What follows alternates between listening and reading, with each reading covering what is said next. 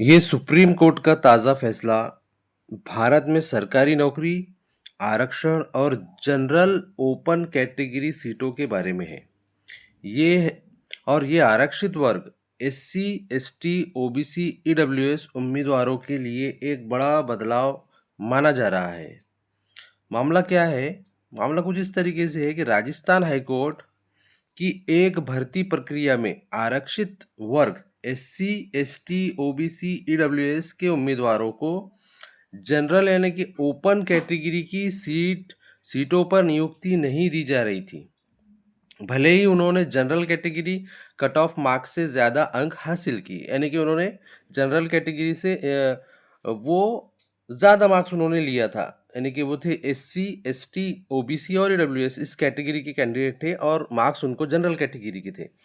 तो भर्ती वाले अधिकारियों ने तर्क दिया, जो उस भर्ती की अधिकारी थे उन्होंने क्या तर्क दिया कि ऐसे करने से रिजर्व कैटेगरी उम्मीदवारों को डबल बेनिफिट, पहले आरक्षण और फिर जनरल सीट मिल जाएगा। यानी कि डबल बेनिफिट का वहाँ के अधिकारियों ने वहाँ पर तर्क दिया। तो ये मामला सुप्रीम कोर्ट तक गया। ये जो मामला है ये पूरा सुप्रीम कोर्ट तक गया।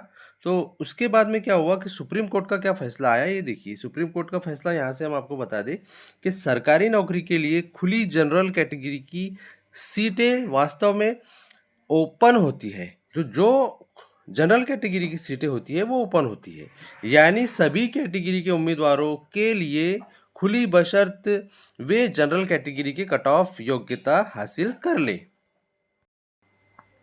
यानी कि इस तरीके से हम इसको समझेंगे कि इसका मतलब क्या है कि अगर एससी, एसटी, ओबीसी, ईडब्ल्यूएस का उम्मीदवार जनरल कट ऑफ मार्क्स से अधिक अंक लेता है तो उसे जनरल कैटेगरी की सीटों पर भी चयनित किया जा सकता है। यानी कि कोई भी कैंडिडेट हो, या वो एससी हो, एसटी हो, ओबीसी हो, ईडब्ल्यूएस हो, अगर उसने मार्क्स इतने लिया है कि वो जनरल कैटेगरी में जा सकता है, तो उसका जो है यहाँ पर हम बता दें आपको, तो डबल बेनिफिट, यानी कि डबल बेनिफिट का तर्क कोर्ट ने खारिज कर दिया। अगर कोई कैंडिडेट एससी, एसटी, ओबीसी यानी कि कास्ट से है, उसने इतने मार्क्स लिया कि वो जनरल कैटेगरी से ज़्यादा मार्क्स उसने लिया या उतने ही मार्क्स उसने लिया, फॉर एग्जांपल कि जो कास्ट कैटेगरी है एससी, एसटी, ओबीसी, ईडब्ल्यूएस, यानी कि इनको जो चाहिए 82 मार्क्स या 83 मार्क्स, और इन्होंने 90 लिए, 90 प्लस या 90 मार्क्स, तो ये ओपन कैटेगरी के लिए भी यहाँ से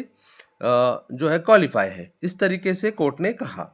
तो डबल बेनिफिट का तर्क कोर्ट ने खारिज कर दिया। जो अधिकारियों ने कहा था कि इनको डबल बेनिफिट मिलने वाला है, वो कोर्ट ने खारिज कर दिया, क्योंकि कोर्ट के अनुसार जनरल कैटेगरी सीटों पर चयन केवल मेरिट पर आधारित होता है, ना कि आरक्षण के कारण। यानी कि जो सिलेक्शन होता है वो मेरिट के आधार पर होता है। अगर इतने इनको मार्क्स है तो वो डबल बेनिफिट नहीं कहा जाएगा। वहाँ से कैसे लागू होगा ये हम यहाँ पर देखेंगे कि सुप्रीम कोर्ट के अनुसार अगर कोई एससी, एसटी, ओबीसी, ईडब्ल्यूएस उम्मीदवार जनरल कट ऑफ से ऊपर मार्क्स प्राप्त करता है तो उसे जनरल कैटेगरी की सीटों पर भी चयन मिल सकता है। ठीक है, इस तरीके से सुप्रीम कोर्ट ने कहा। उसके बाद हम आगे देखिए कि अगर वो जनरल कट ऑफ से कम अंक पाता है, यानी कि उसको जनरल जो है कैटेगरी के से कम कट ऑफ उसको, यानी कि कम नंबर उसको मिलते हैं,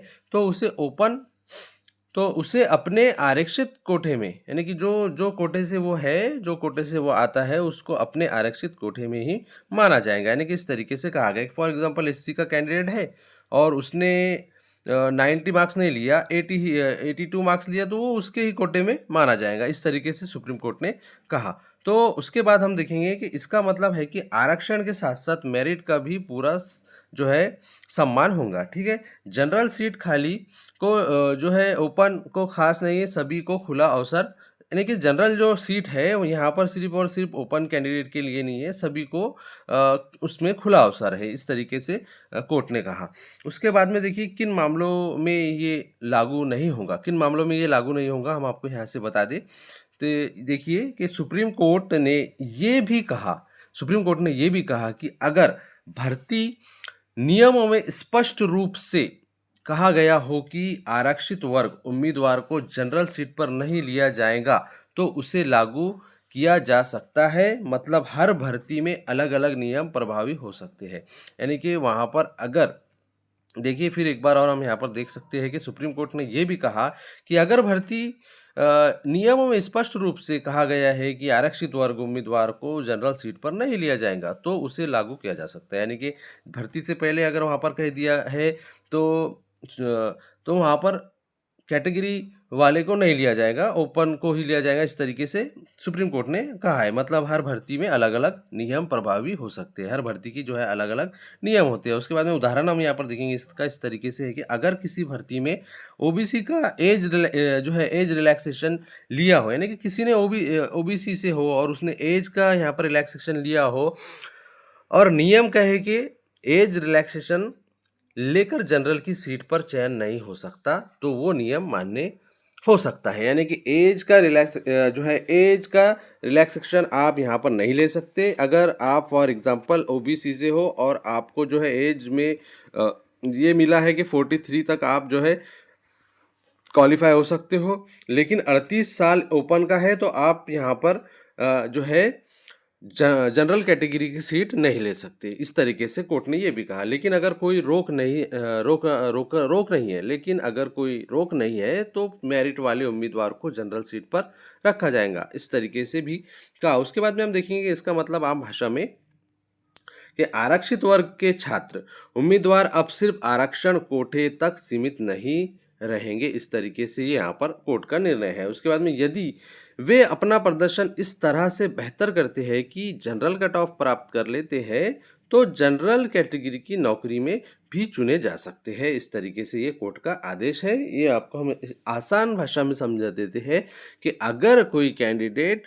अच्छे मार्क्स लेता है, यानी कि ओपन का कट ऑफ जितना है, यानी कि उससे ज़्यादा मार्क्स, उतने ही मार्क्स वो लेता है, तो वो उसको आरक्षित कोटे में भी लाभ मिलेगा और ओपन कैटेगरी यानी कि जनरल कोटे में भी लाभ मिलेगा। और डबल बेनिफिट की जो दलील उन्होंने दिया था, तो डबल बेनिफिट की दलील को सुप्रीम कोर्ट ने खारिज कर दिया। इस तरीके से यहाँ पर ये निर्णय है। इसका असर यही है कि सबको मेरिट आधारित अवसर मिलेगा, चाहे वो किसी भी वर्ग का हो या ना हो। ठीक है, इस तरीके से कोर्ट ने कहा है। मुद्दा क्या है कि हम समझे, सुप्रीम कोर्ट ने कहा है कि अगर एससी, एसटी, ओबीसी, ईडब्ल्यूएस जो कैटेगरी है का उम्मीदवार जनरल कट ऑफ से ज़्यादा नंबर लाता है, तो उसे जनरल ओपन सीट पर ही लिया जाएगा, रिजर्व सीट पर नहीं। ठीक है, कि अगर वो कैंडिडेट जनरल सीट से यानी कि जनरल का कट ऑफ लाता है तो उसको जनरल ओपन कैटेगरी में लिया जाएगा, उसके रिजर्व सीट में नहीं लिया जाएगा। डबल बेनिफिट क्या होता है? डबल बेनिफिट को हम समझेंगे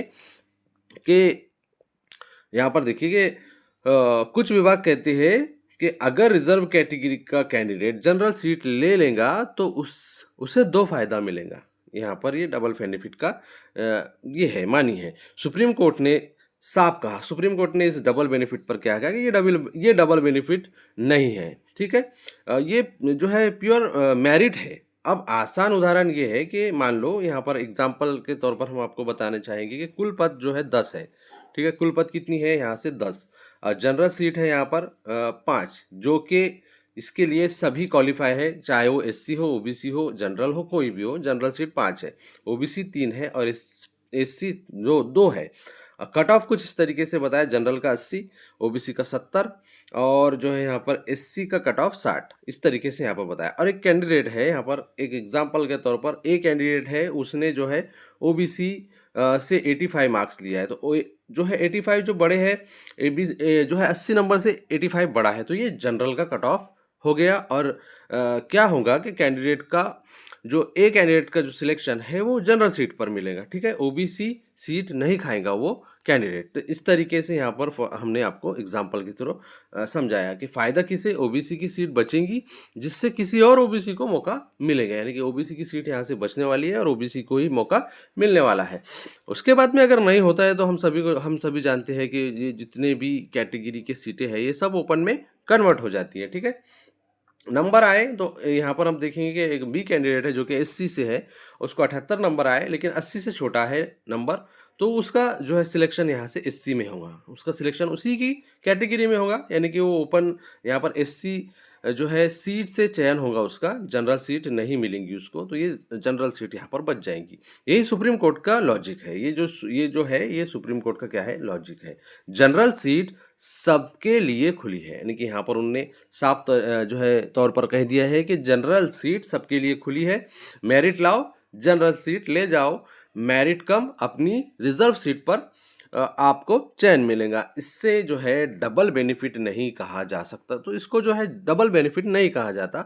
तो एज का जो मामला है यहाँ पर हम बता दें आपको कि ये इम्पॉर्टेंट मामला है। अगर किसी कैंडिडेट ने एज का रिलैक्सेशन लिया है, एक्स्ट्रा टाइम या फ्री जो है उसने, यानी कि यहाँ पर देखिए जो कैटेगरी वाले होते हैं उनको फ्री एग्जामिनेशन यानी कि कम वहाँ पर बेनिफिट में उनको मिलता है, फीस में एक्स्ट्रा टाइम मिलते हैं, टाइम का एक्स्ट्रा टाइम भी उनको मिलता है, और एज का जो है उनका फ़ायदा होता है। अगर ये चीज़ अगर कोई कैंडिडेट लेता है तो यहाँ पर हम आपको बता दें तो भर्ती के नियम में लिखा है कि ऐसे कैंडिडेट जनरल सीट के लिए एलिजिबल नहीं होंगे। यानी कि कोई एज का ले रहा है फ्री फीस का कुछ वो फ़ायदा उठा रहा है, तो यहाँ पर उसको जो है जनरल कैटेगरी की सीट नहीं मिलेंगी, तो उस केस में जनरल सीट नहीं मिलेंगी उसको। ठीक है, इसका ये मतलब है। नियम जो है यहाँ पर हम आपको बता दें कि देखना ज़रूरी है कि लेकिन सामान्य स्थिति में कोर्ट का यही फैसला लागू होगा। इसका फ़ायदा किसे होगा?